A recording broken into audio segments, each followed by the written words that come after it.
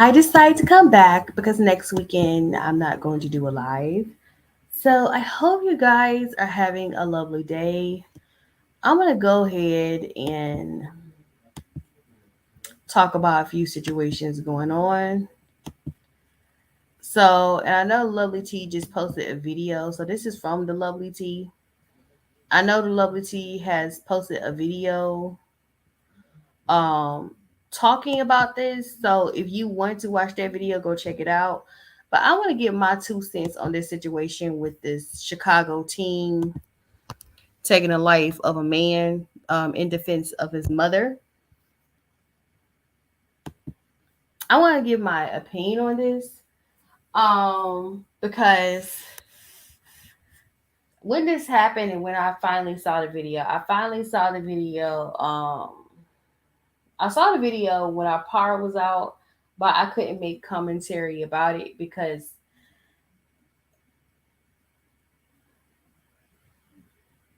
my power was out. Okay.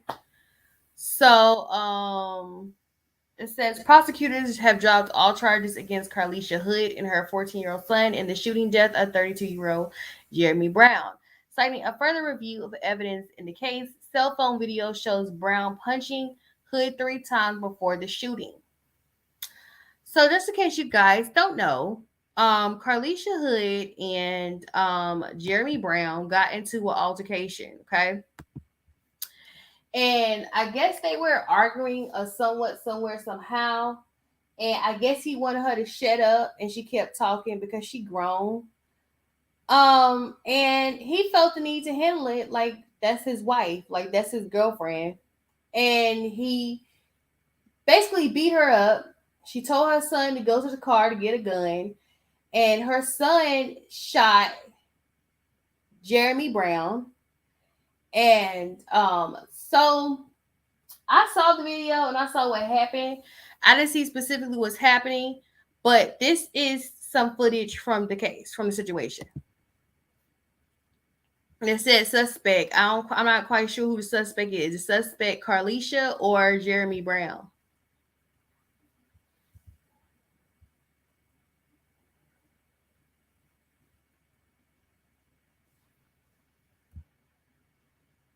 Just no sound.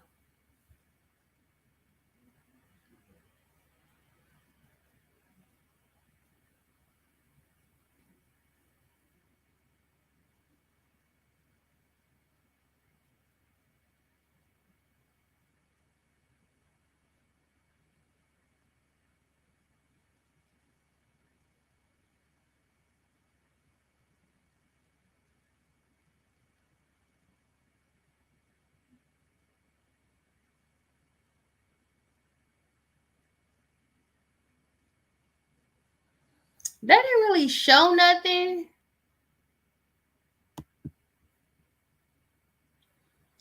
I don't know what the argument was about. Let me see if I can find out what the argument was about. Nobody's really telling information. I want to know what the argument is about before I jump to any conclusions with this case because I feel that both parties were wrong. I'm trying to figure out who the hell raised these boys out here to tell them that it's okay to punch somebody in the mouth that you don't know. I don't get it. And then I'm hearing that he shot the man, but then the man ran away, and then he continued to shoot the man. And that's when you shoot somebody when they're running away, that that is attempt that's well, it's actually murder. That's a murder charge. So I'm gonna give my 2 cents on this situation, and then I'm gonna show you Jeremy Brown's family doing questionable things, which is why it's kind of hard to feel bad for people in that predicament. Um when I saw the video, and I the first thing I heard was a 14-year-old boy shoot this man, gun down a man, um, dealing with his mother. And at first I was like, yeah, he needs to go to jail. You know, you old enough, you grown up to shoot someone, you need to go to jail. Then I finally saw a video where I see this man physically assaulting this woman. I was like, okay, I understand that. Then I get new evidence that this guy was running away, but you chose to shoot him. My thing is, all you gotta do is shoot someone one time. Shooting someone more than once is overkill. But there's a huge argument on the internet that if he did not shoot this man, he would have kept punching her. My thing is this: you shot at him once and he ran away. Why shoot at him while he's running away? You got him to do what he's supposed to do, so why keep shooting at him? But in the same sense, I don't get you, gutter snipes. I'm not from the Chicago area. I wasn't raised in the hood. And if I get in an altercation with somebody, I'm expecting to leave with my life, because I'm gonna leave you with your life. I'm not gonna take your life just because me and you got into an altercation. I'm not gonna I'm not gonna get one of my cousins. I ain't gonna get one of my cousins, and I'm not gonna get one of my family members to come see you about that. We got into an altercation. It should never lead to anybody getting shot. But this situation is horrible and it's sad. And the crazy part is, it's like the more I see stuff like this, the more I realize what is going on, and the more I start to think this is what white people are saying, that Black lives should matter to Black lives. So looking at this, it bothers me. But then, and I felt bad for Jeremy. Then I felt bad for Carlisha because he hit her. He was beating her up. And then I see this. The lovely T brought this up. She showed this right here. Okay? And basically she showed that, Jeremy Brown's funeral was today. And the attendees were wearing shirts that said Knockout King. Okay? And they were twerking and cussing out the people on the internet for how they feel about this deplorable human being.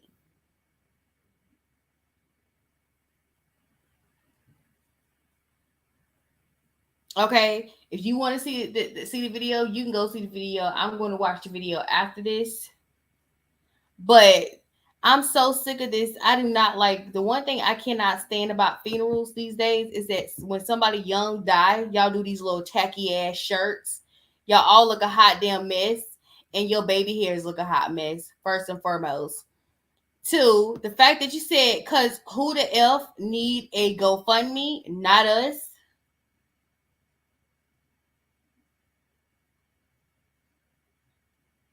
Clearly the casket was expensive. I'm trying to figure out how gutter snipes are able to afford an expensive casket like that. He must have hell of a life insurance.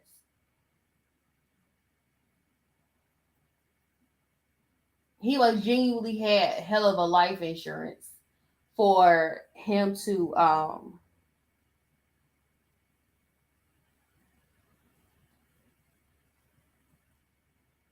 be able to get a casket like this. Then you have somebody, you look at the picture right here. This is somebody, I guess somebody twerking in front of his cutout. He has a cutout of him. They have a cutout of him. I guess that's how tall he's actually is. And they have a cutout of him, and this girl right here, this gutter snipe, is twerking on him. So y'all know I keep it plain, simple. I don't give a damn about what people feel about what I have to say, because I'm gonna say what I have to say, and then you say what the hell you want to say about it. But I'm gonna say this: I haven't watched the Lovely T video, and the reason I haven't watched the Lovely T video because I don't want it to affect my commentary, and I give the same commentary she gives, and I have done that before, watching another commentary video. So I want to give my commentary on this, on how I feel without somebody else's opinion. Okay? So here it goes. I tell you, it's hard to feel bad for people when they have funerals like this. One of my biggest issues as a black woman when it comes to funerals for young people, people always find a way to make it ghetto and hoodish. And it becomes almost like a party. It becomes a party. And it's disrespectful to the elders who have to sit up here and watch y'all bury someone young. So when the elders are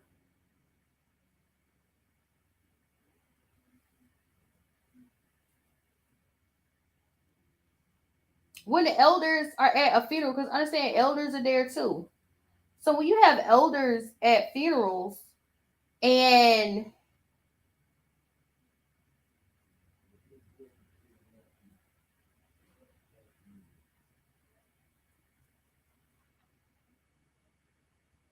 they come to a funeral and young people are sitting up here doing what they normally do at a funeral, because I can't imagine if the funeral was like this. I can't imagine how the repast was. I can't imagine how any of it was when it comes to somebody young. Because if you got a cutout of someone twerking on a person who's deceased, and this is what they did with his casket, it makes me question even if this guy is a good person.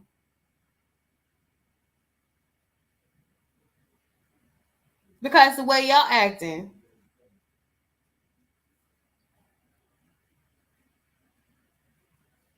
So,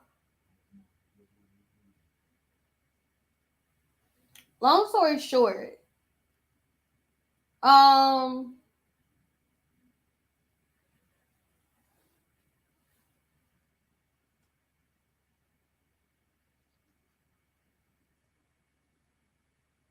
I'm not okay with this.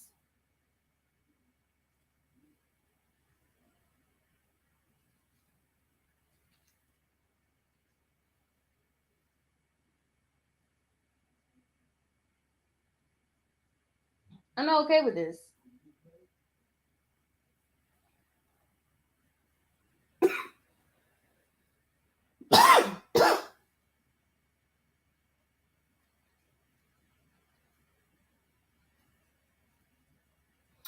And I mean, it's hard to feel bad for people who go to funerals. It's almost like y'all don't understand that that person had. It's not just young people celebrating the life of this person. It's also the elders there too. And for there to be disregards to the elders, whether he had a grandmother that was living, or a grandfather that was living, or a mother that's living, or a father that's living, and for you to sit up here and make this funeral basically a backyard barbecue, it's sad. And the first thing people want to say, oh, well, we're celebrating his life.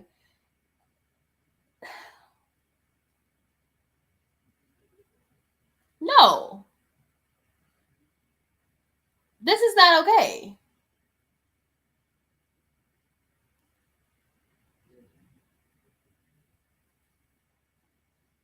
And this is why people don't believe us. And this is why people don't deal with us. People don't really, people don't just they don't take us serious, because it seems like we're such in a celebratory mood when it comes to someone and them passing. It's almost like you're totally okay with that person dying. I see smiling. I don't see nobody crying.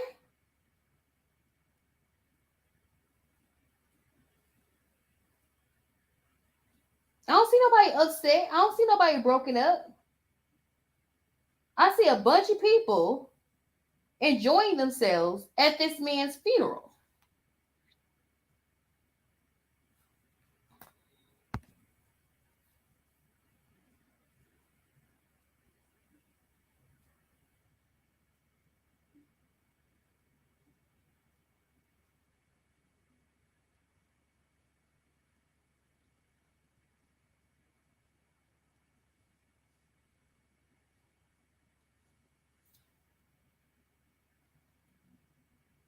I'm just curious.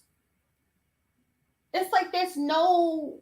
It's just I don't get it. I know y'all want to turn up or whatever because somebody has passed away, but I don't get the whole hood factor of funerals now.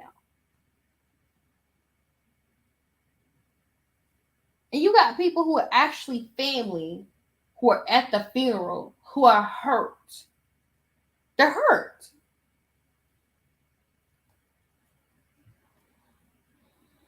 But they all smiling. Look, this smiling, that's face of joy. That's a face of joy. Who this guy? And do he have any real friends? I'm curious. I will say this. Don't say you my friend. You over here wearing a t-shirt with my face on it after I done passed away. Don't do me. Because if that's the case, I ain't got no friends.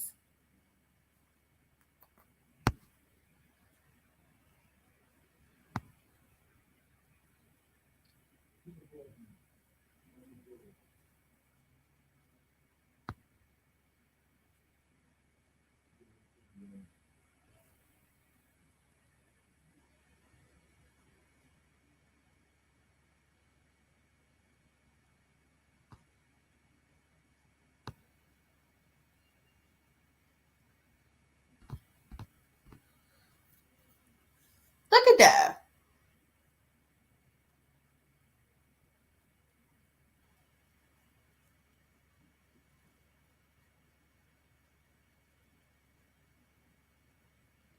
Y'all be doing this at funerals and you wonder why people don't take it serious.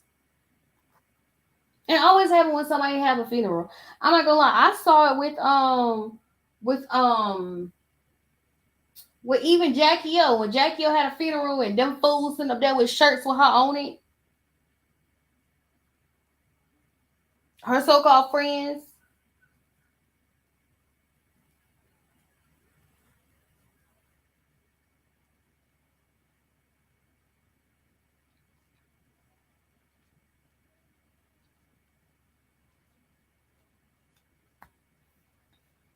Why is it okay to celebrate life like this? Why is it okay? Why is this a thing that's okay with us in the black community for people to make shirts, people to basically have a trap party? Why is that okay? And why would somebody call it out and say that it's hood and it's ghetto and it's not right? Why would somebody call it out is, oh, you're being stuck up and this is how things are now and this is how things are going to be.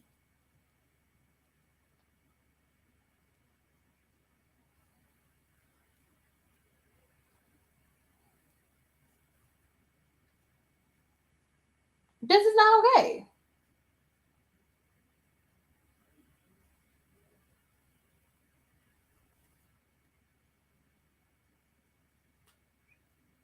People like, why you care about what white people think? I don't care about what they think, but it's like to other people in other cultures, they don't do that. We do this.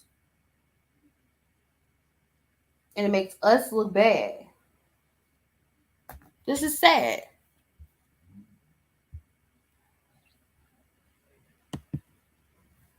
In fact, you got Knockout King. Knockout King.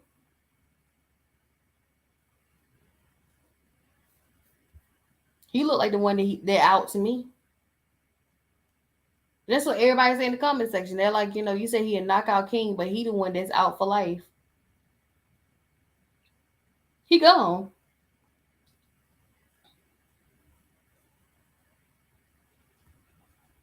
So I say, like, I wanted to see the funeral pictures and see how people dealt with the funeral to see how I'm going to feel about these people.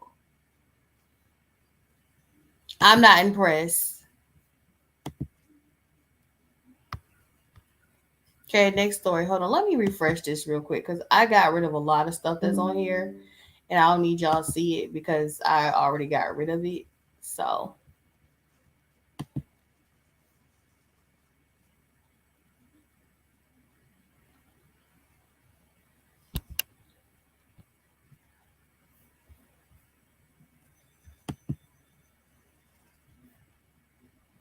Y'all so trifling, it don't make no sense. I don't get it. All right.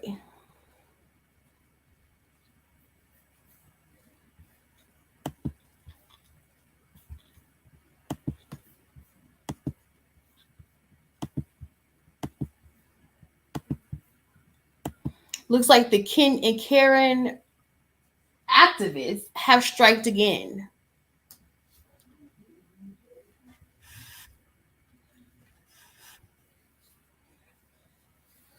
This is in Atlanta, okay? The Ken Karen activists, I call them the Ken Karen activists because the majority of them are Kens and Karens who think they're doing a good job, but they're really being detrimental to society.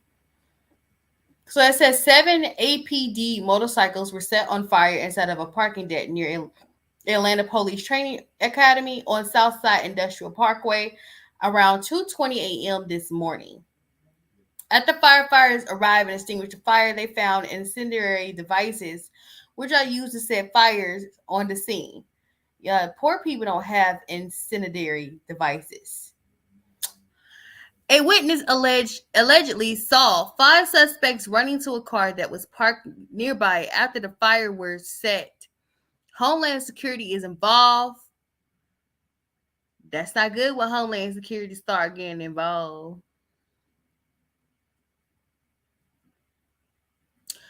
What's the whole method to this madness?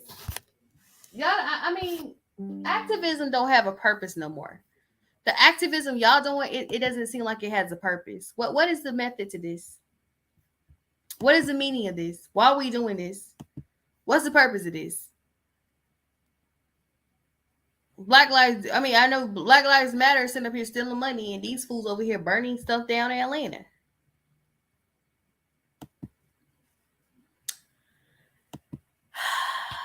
Looks like Travis Scott is not going to jail for people dying during his Demon Fest.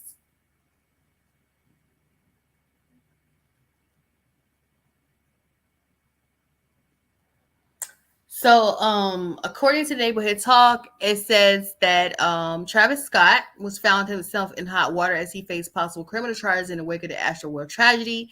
The incident, which occurred during his music event in November 2021, resulted in the loss of several lives and left countless others injured. According to TMZ, Travis will not face criminal charges. A rep spoke with TMZ and stated the following: Travis Scott will not be charged with criminal charges or any wrongdoing of his involvement with Astroworld Festival. The rep continued with the following. The rep continues. What? The rep continued with the following. Today's decision by Harris County District Attorney confirms that we have known all along that Travis Scott is not responsible for the Astroworld tragedy, even though it's his festival. This is consistent with the investigative reporting by numerous media outlets and federal and state government reports that have squarely placed the onus for event safety crisis on organizers, operators, and contractors, not the performers. The news that Travis Scott was potentially facing criminal charges relating to the Astroworld tragedy has shaken both his fans base and the wider music community. I'm gonna stop right there because I don't need to explain to you anything. All I'm gonna say is this: they waited long enough for y'all to forget what happened at Astroworld to finally admit that they dropped those charges against Travis Scott. You see how sneaky people are? This is why people are telling you guys you are distracted by the wrong thing and you're not seeing what's actually going on. Because people say the performer is not being charged, but Astroworld is his festival. So I am as to highly confused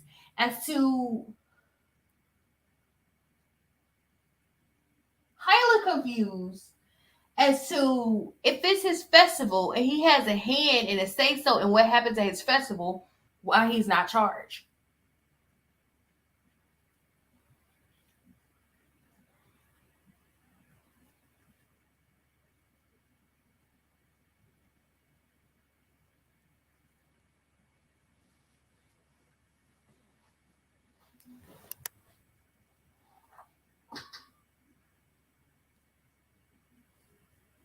So while y'all are looking for the 5 billionaires in a submersible, They found a way to silently slow down, do this.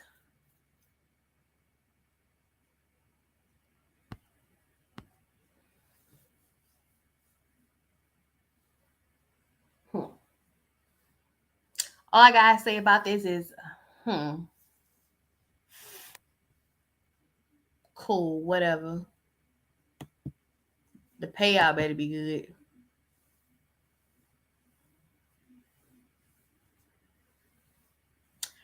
I'm glad I ain't date nobody in this generation. I mean, I know with my generation, because the guy that just did the situation with the lady, he punched her.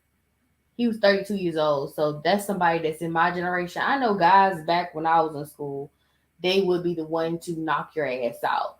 So it's not above a generation millennial to put hands on a woman and not care. I've had dudes threaten to kick my ass all the damn time. But these days, these kids are going too far. Okay. This is going too far. I mean, what is going on? So because she rejects you, you take her life? Look at this. Didn't know if it was real. A boy races for help after his 16-year-old sister was shot in Greeley. She later died, and now her boyfriend is charged in her death. Detectives say that she had been trying to break up with that boyfriend, but he killed her in her own home. Yeah, heartbreaking. Fox 31's Vicente Arenas spoke with her family today and has more details about what happened. Vicente. Yeah, this is a sad case of domestic violence among teenagers. This 16-year-old suspect, just 1 year older than his girlfriend. And detectives saying that once before, when she had tried to break up with him, he had struck her in the mouth.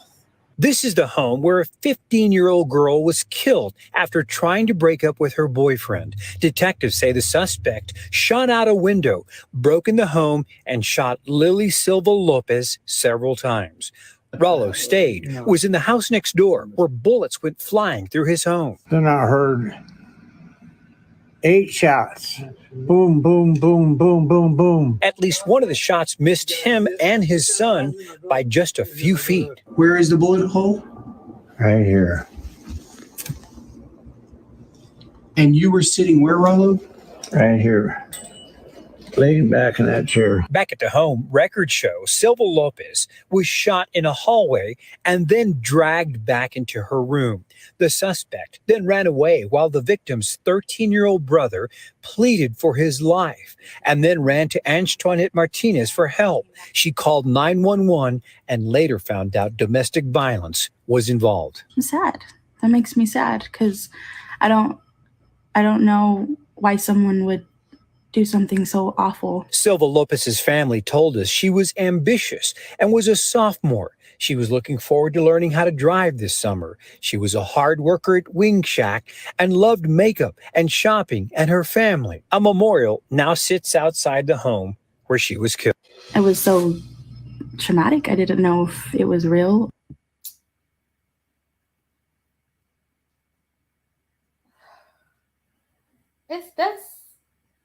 I'm speechless. I'm genuinely speechless because I don't understand.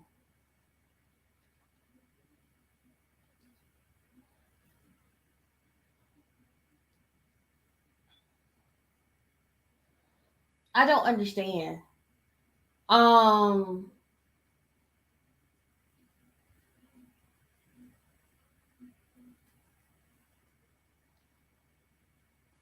I don't understand.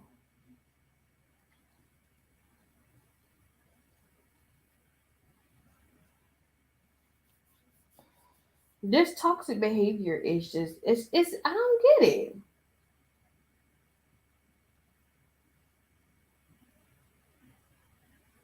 Who's raising these kids?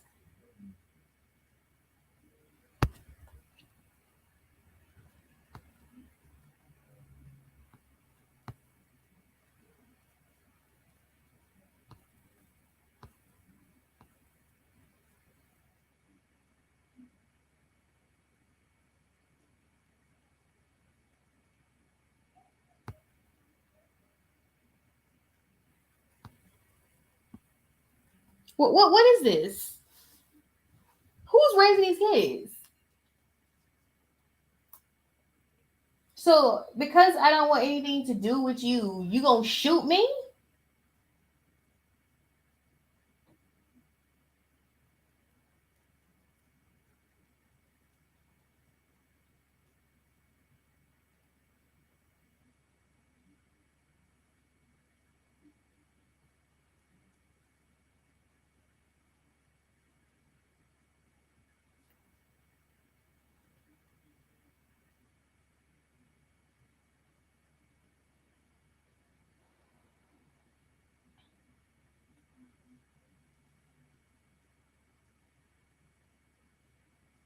I will say this, like this is scary.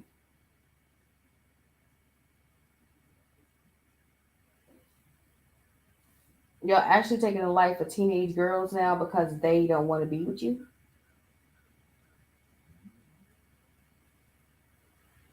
So from my understanding, it sounds like these kids right here, they're just murderers.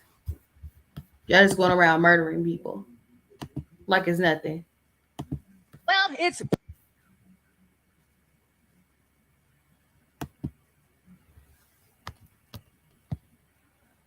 I want y'all to listen to this interview with Princess Anne. This is back when she was younger, and she talked about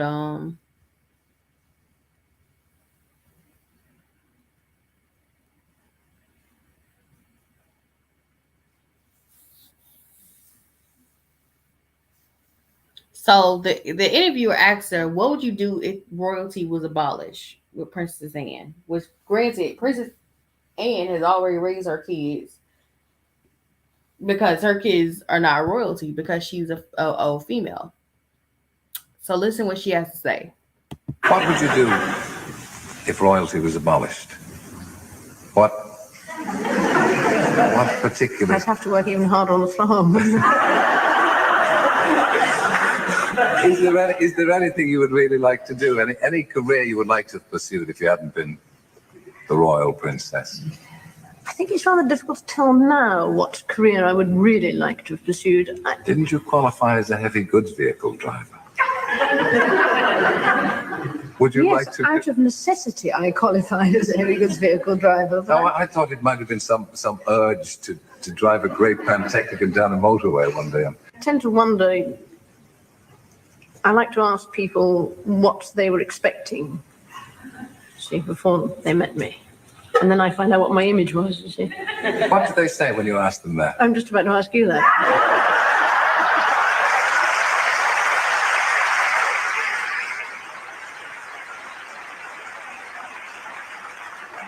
Well, you see, the problem is, ma'am, that if I tell you that, you will blush in all modesty.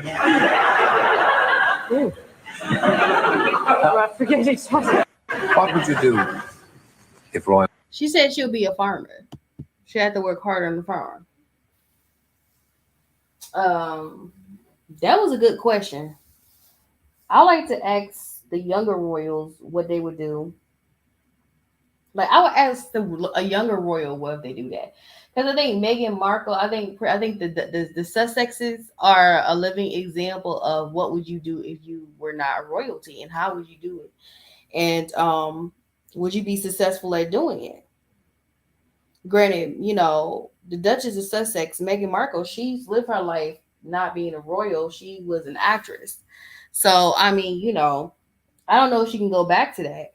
I don't think she can go back to that.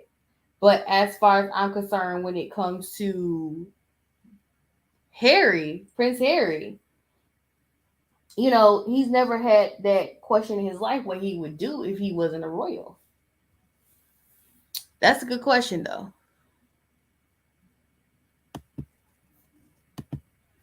I want y'all to hear what this guy say about French fries. I'm going to explain to you what he's talking about. When the chemical he's talking about that's in French fries, I want to explain to you exactly what it is. Listen. That say when you deep fry a French fry, it releases literally some, I forget what he said. Acrylamide. Yeah. Yeah. And acrylamide. That's what he said. So basically what that is, it's not a fat. What it is it's a carcinogen. It's a carcinogenic chemical that is released anytime that you take a white starch and you heat it up past a certain point, like when you fry a French fry, or even if you fried a piece of bread, it produces some of this acrylamide. And that is poison. French fries is one of the worst things that you can eat. Now, being said, if you love French fries, if you eat them one time a month or something like that, it's not going to kill you. I know some vegans that say when you deep fry a French fry, it releases literally some, I forget what he said. All right. He said acrylamide. I immediately knew what he said about acrylamide. When he said acrylamide, I immediately knew the chemical he's talking about that the French fry turns into. Basically, when you fry a potato, a starch, it becomes, you're basically eating acrylic. Like, what is acrylic? They use acrylic in paint. They use acrylic on your nails. Acrylic is a substance that it is liquid, but when there's a polymer used, it becomes hard. And apparently the polymer in a French fry is when you fry it. You put heat to it, and it makes it hard and crunchy. So basically, the same chemical you use for acrylic nails, the same chemical you use for paint, gets turned into that chemical when you fry a French fry. Isn't that interesting?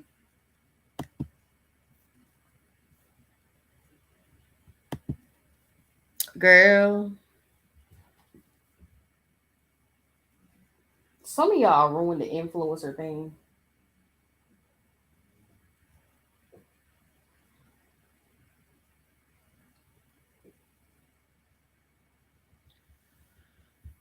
According to the Shade Room, prosecutors have announced that a social media influencer who went viral for her 2020 Instagram video where she lied and claimed that a Latino couple tried to kidnap her children at a craft store has been sentenced to jail. 30-year-old Kathleen Sorensen, also known as Katie, was convicted in April of filing a false police report after she accused Sadie Vega Martinez and Eddie Martinez of trying to kidnap her children at Michael's stores back in December 2020, while your kids were outside when everybody was inside. Katie, also known as Karen, filed a report and went on to make a video with details about the incident. The video went viral and Karen appeared on local news program and falsely implicated the couple. According to Sonoma County District Attorney Office, 30-year-old Karen was sentenced to serve 90 days in jail, 60 of which could be served on a work release program on Thursday. That's not fair. Kathleen also sentenced to a 12 months of probation, which prohibits her from having a social media presence. She must also complete implicit bias training and pay various fines and fees. Ms. Sorensen has been held accountable for her crime, and we believe the judge handed down a fair sentence, District Attorney Carla Rodriguez said in a statement. Our hope is that this measure of accountability will help provide some closure to the couple that was falsely accused of having intent to kidnap 2 young children. If you're going through an issue where your baby daddy is trying to take the kids away from you, just say that.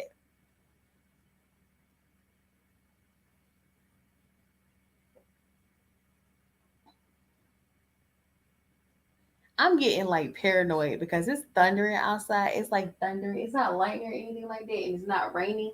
But it's like thundering outside, and I'm kind of paranoid because last week when it was thundering and lightning, the power went out. And I'm kind of paranoid right now. It's a little windy out here. It's weird. Anyway, where's the father of these kids? And they have MS, so that means she's not married.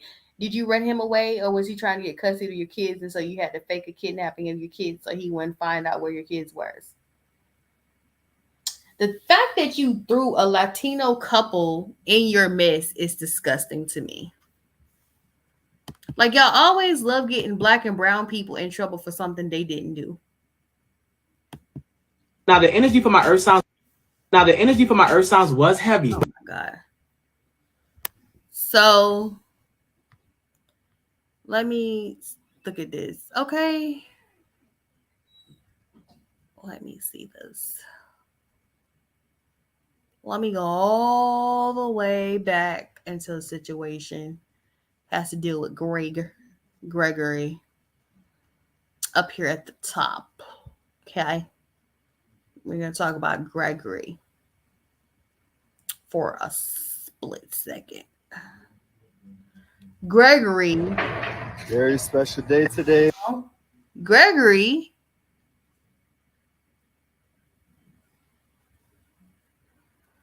he was on here when he doing some voodoo and stuff. Well, he decided to go to Mecca.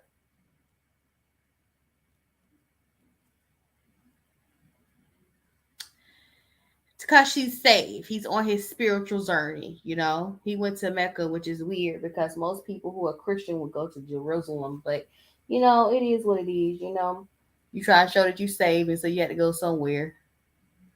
So let me read this and what Neighborhood Talk had to say about what he was saying. So he said, they said, y'all know Gregory as a creator of Suwu, which was once a popular clothing brand. The influencer was associated with his ex-boyfriend Shane Johnson, who is another designer and host of Influencer Friends. Greg has since denounced homosexuality, alienated himself from his former crew, and is tapping into his spiritual side. However, his change is rubbing his followers the wrong way. In a post to Instagram, the designer brags about successfully visiting Mecca and participating in Islamic prayer time. Eventually, even though he believes Christ is king, his caption read, "Only one nation under God, Israel." They kept telling me I wouldn't be able to go because I'm not Muslim, but I went and I conquered, and Christ is king. Thousands of comments rolled in calling Greg disrespectful. So you paid all of that and pretended to be a Muslim just to write this Instagram caption? Fan behavior, you're so obsessed with us, and let's not forget that we didn't have to let you in if you openly went there as a Christian. You pretended and you said you conquered. Conquer what? A user wrote. Greg was dressed in a white cloth and easily blended in with other worshipers. Greg previously made headlines for his visit to Africa, where he captured sacrificing chickens.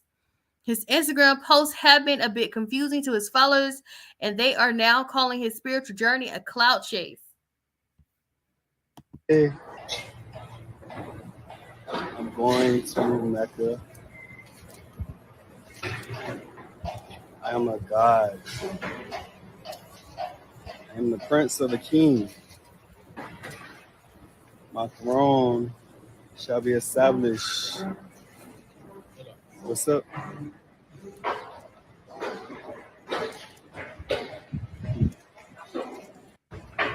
Very special day today.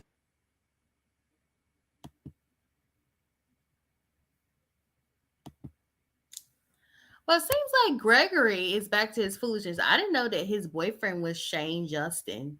Shane Justin has some nice clothes that I would like to get into purchasing. So here, in this post, he said something about "say hey, daddy."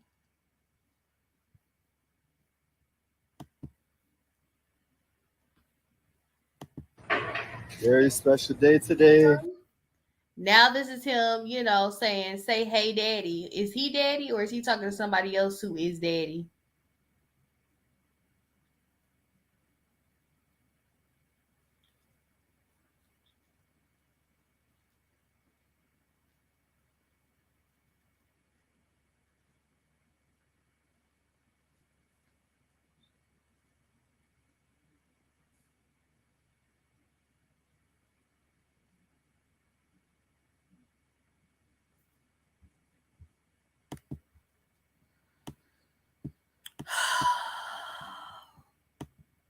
Y'all influencers is something else. This is something I forgot to show you guys. This is Dr. Michael. He's talking about what happened to him when he was trapped in a Titanic submersible over 20 years ago. I want to talk about this because he was talking about he was a submersible. He was in the submersible. Like he wasn't in the Titan, the one that just got crushed. He was in another one. Watch this. About September 2000, I was invited to become the first correspondent to report from the Titanic. I had a deathly fear of water, but being a correspondent, you don't say no to an invitation like that. So I went. We left Halifax, Canada, went on station above the Titanic, then dove in there 2.5 miles down to the bottom of the Titanic. And as your viewers may or may not know, when the Titanic sank, it broke into two pieces. The bow section went straight down. The stern did a somersault. And so it exposed, when it landed on the bottom, it exposed the propeller.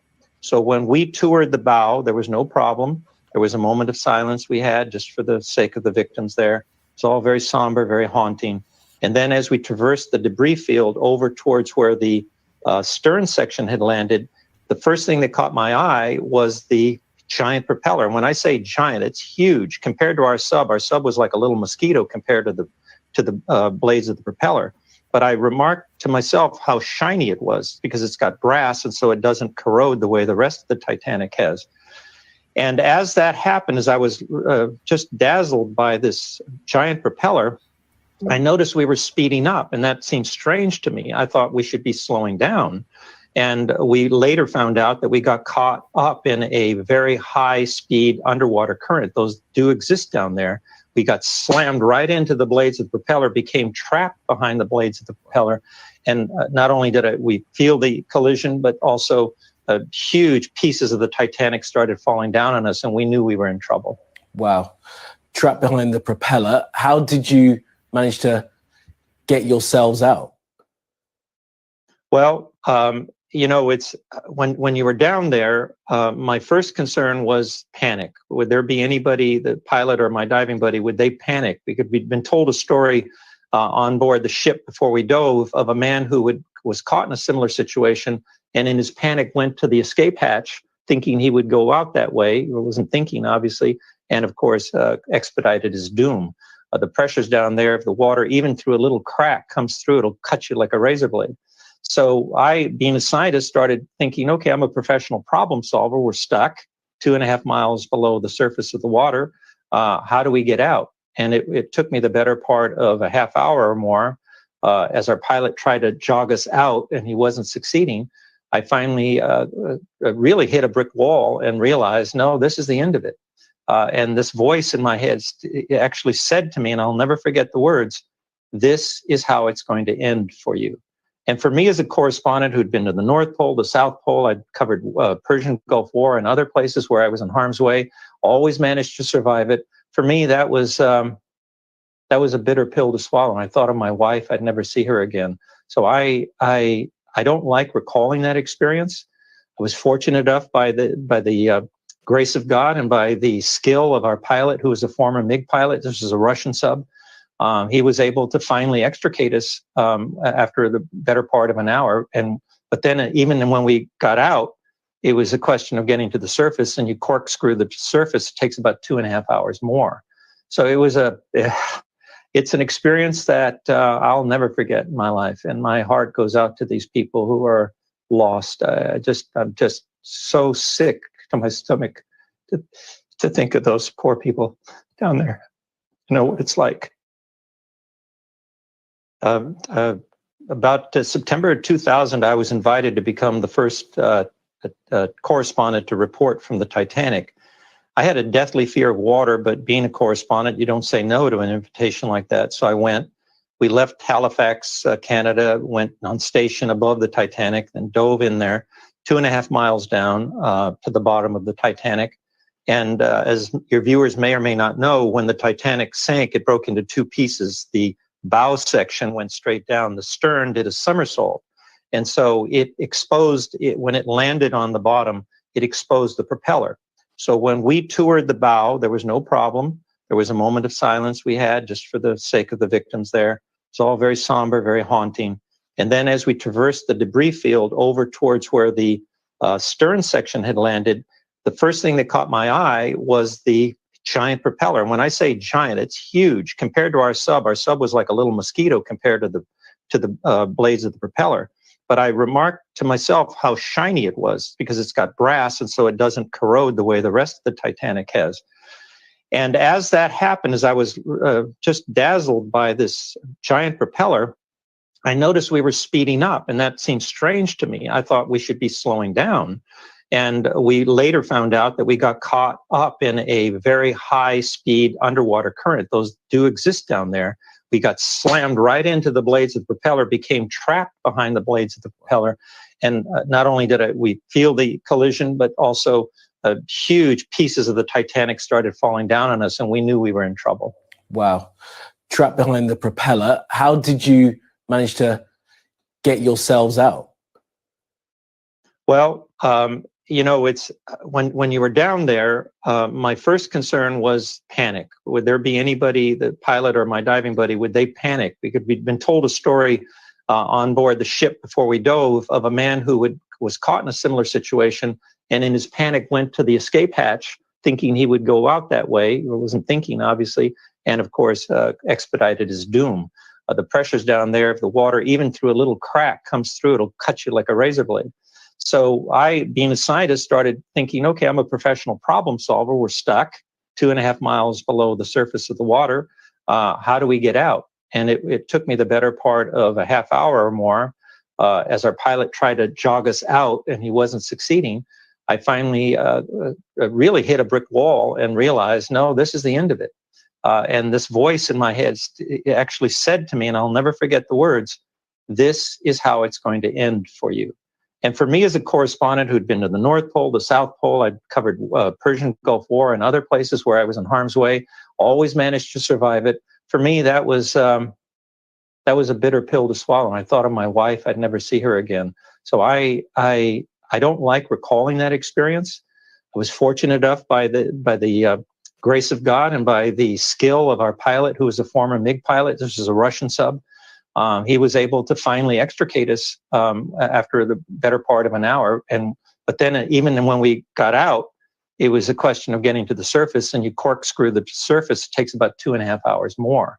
So it's an experience that I'll never forget in my life. And my heart goes out to these people who are lost. I'm just so sick to my stomach to think of those poor people down there. You know what it's like. About September 2000, I was invited to become the first correspondent to report from the Titanic. I had a deathly fear of water, but being a correspondent, you don't say no to an invitation like that. So I went. We left Halifax, Canada, went on station above the Titanic, then dove in there 2.5 miles down to the bottom of the Titanic. Sorry. I had to handle something.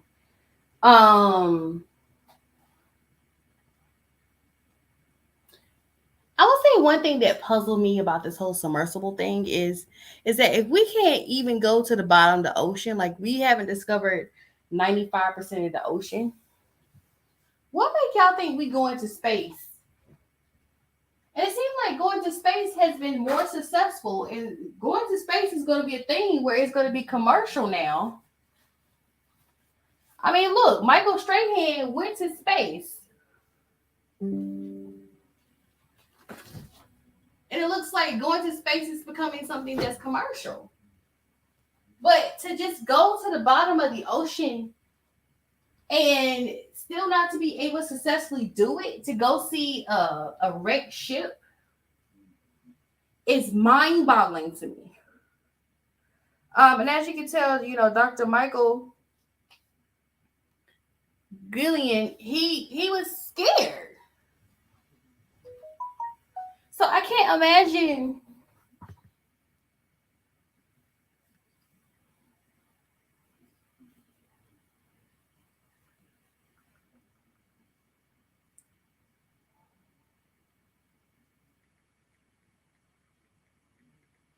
it's scary.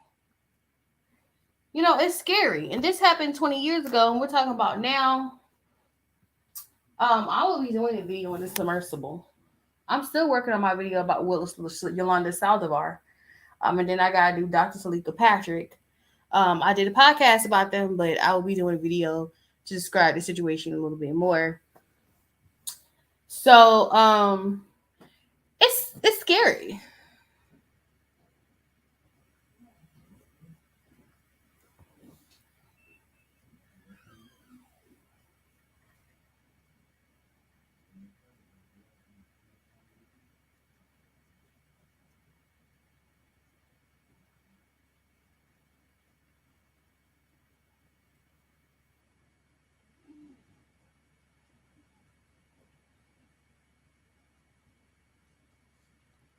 It's scary.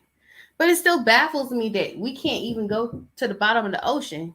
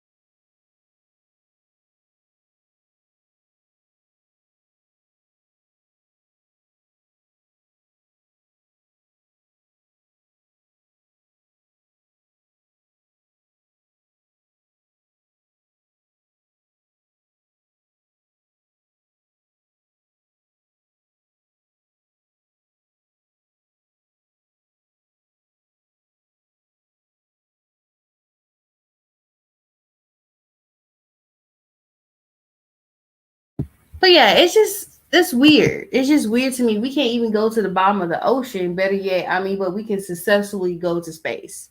That's so weird to me.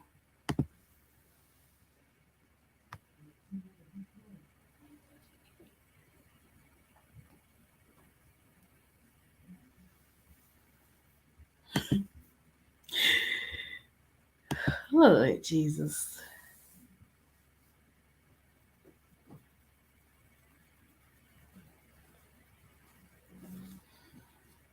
Just say you don't want to pay people.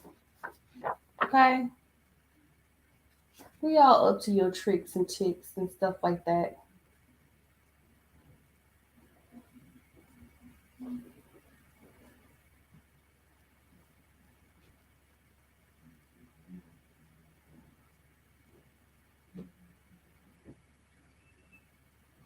I'm not gonna read this thing.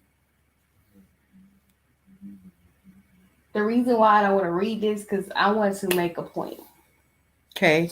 I just so happened to overhear managers talking about this when I was working. I ain't gonna tell you the place I was working at.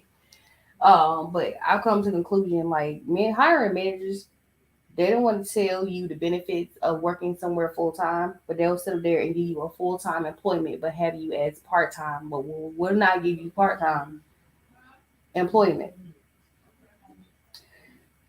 And I'm one of those people where I always want a part time employment, even though you do get benefits for working somewhere for full time. So,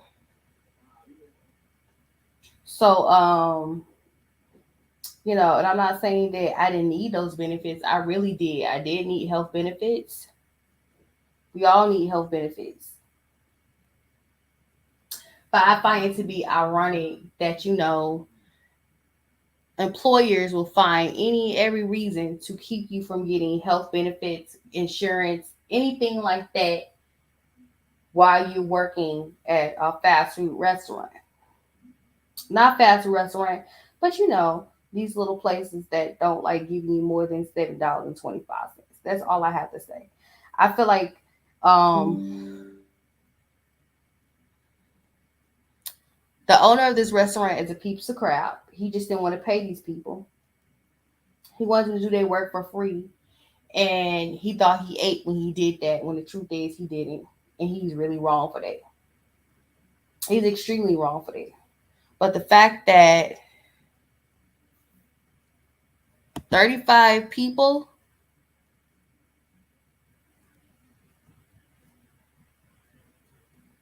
uncovered this, but you only had to pay $140,000 to employees, that's still not enough for employees to take care of themselves. That's just very unfortunate. But they will make you they will make you sit there and work full time, but would have you down as part time. That's trashy. That's just trash.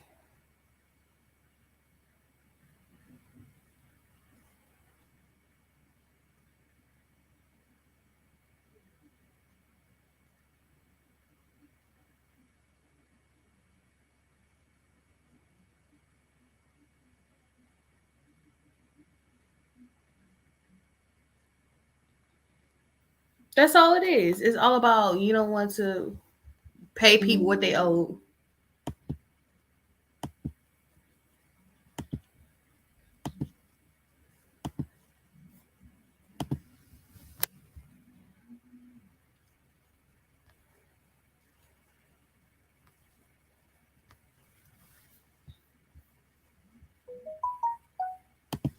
America went to sleep last night with. Sorry.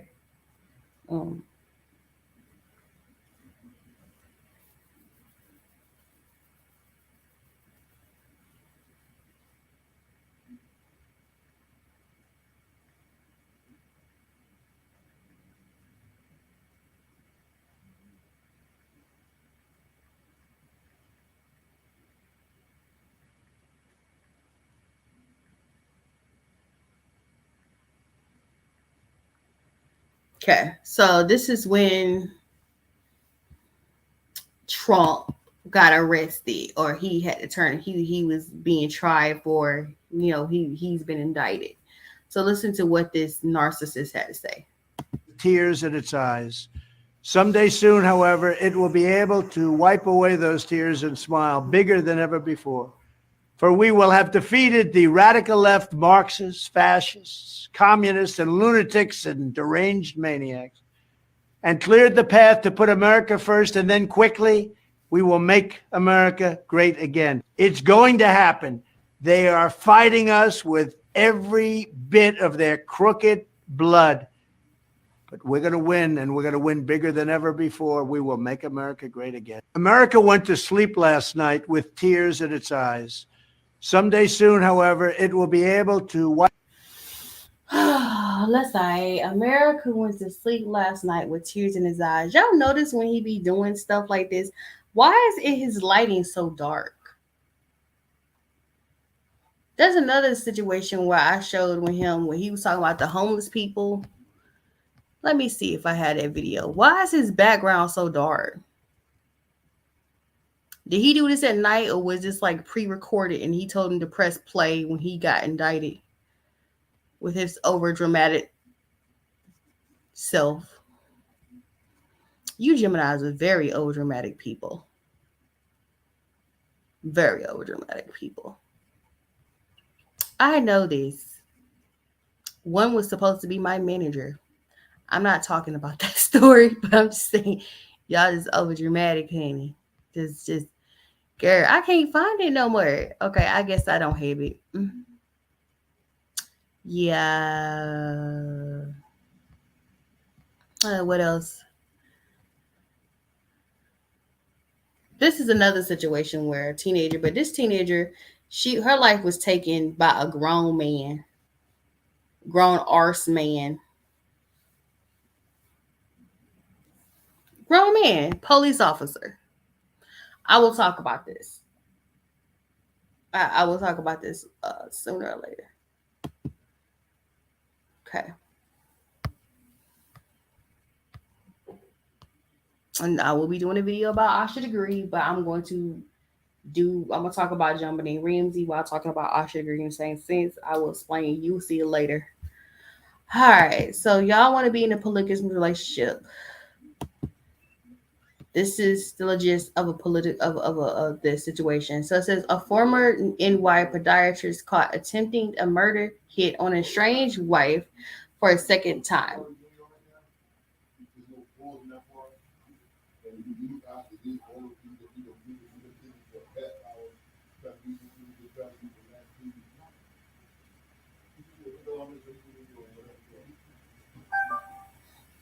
So it says a 49-year-old former New York podiatrist, Ira Bernstein, who served 4 years in prison for trying to order a hit on his estranged wife, has landed himself back in jail for the same thing. According to the New York Post, Ira Bernstein was hit with multiple felonies for attempting to solicit murder of his wife, Susan Bernstein, back on July 29th to September 21st, 2022. What the hell was going on with the planets this season? I mean, this season last year. What's crazy about this is that Ira was released from prison back in 2021 for trying to hire a car salesman to off his wife. After being out for a year, he allegedly recruited his sister, Jacqueline Goldberg, an employment attorney at the firm King and Bean PC, tried a second run at planning to take his wife out. Jacqueline allegedly conspired to destroy evidence of the solicitation. She'd been hit with several charges from tampering with physical evidence, 1 count of third-degree hindering of the prosecution, and 1 count of fifth-degree conspiracy.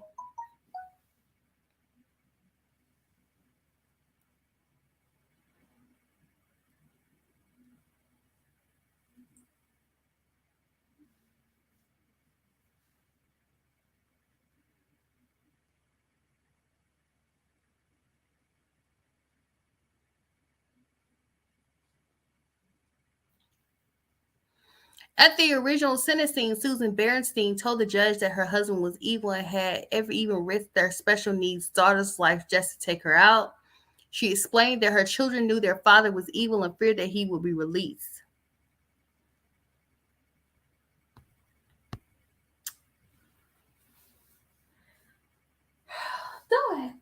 This is my point when I say don't let a man have to tell you more than once he don't want you. It's not funny. It's messed up that he was able to try to get away with it twice. That's what my problem is with this. It's like he really almost got away with this.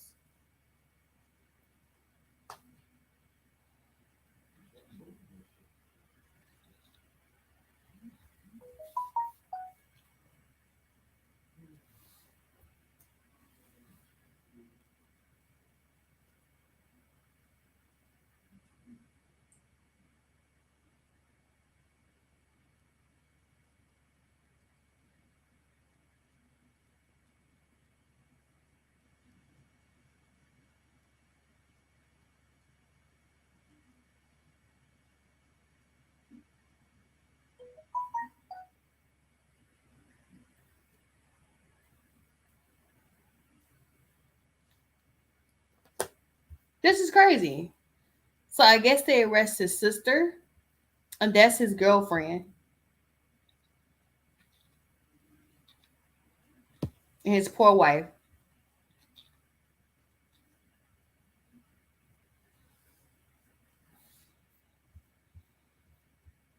This is so sad.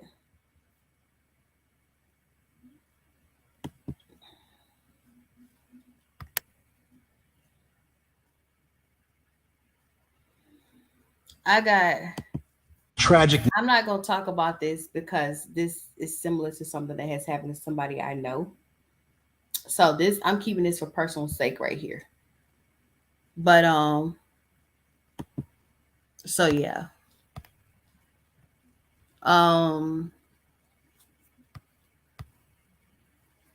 Is there anything else I want to talk about?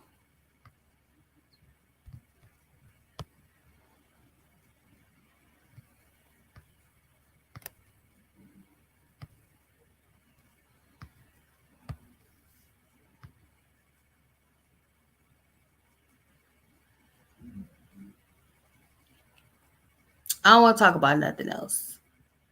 I think I'm over an hour right now as we speak. With that being said, I hope you guys have a lovely weekend, a lovely 4th of July. Enjoy the cookout food, enjoy the food, the picnics, have fun, the higher fireworks. I should have said this for Juneteenth. Have a safe weekend. Thank you guys for coming to my live. Y'all have a long weekend this weekend. Do y'all all, I mean, I'm just asking for people who have, jobs, that don't have summers off. Do y'all get to have Monday and Tuesday off? Or is it just,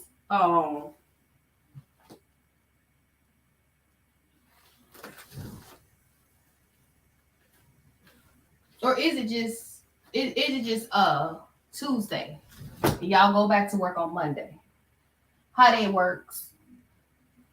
They're gonna tell me how that works. So I know next year, so I can work this fall and winter.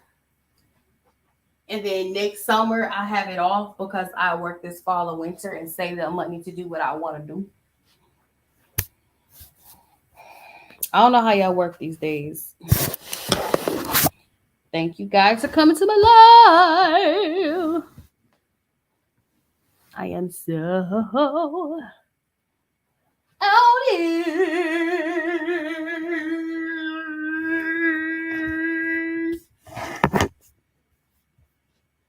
I'm gonna have some tea to tell y'all when I come back. I'm not gonna specify the tea. I'm gonna tell you, but there's gonna be some tea I have for y'all when I get back. I want to spoil it. I got something for you though. And no, it's not about Gemini.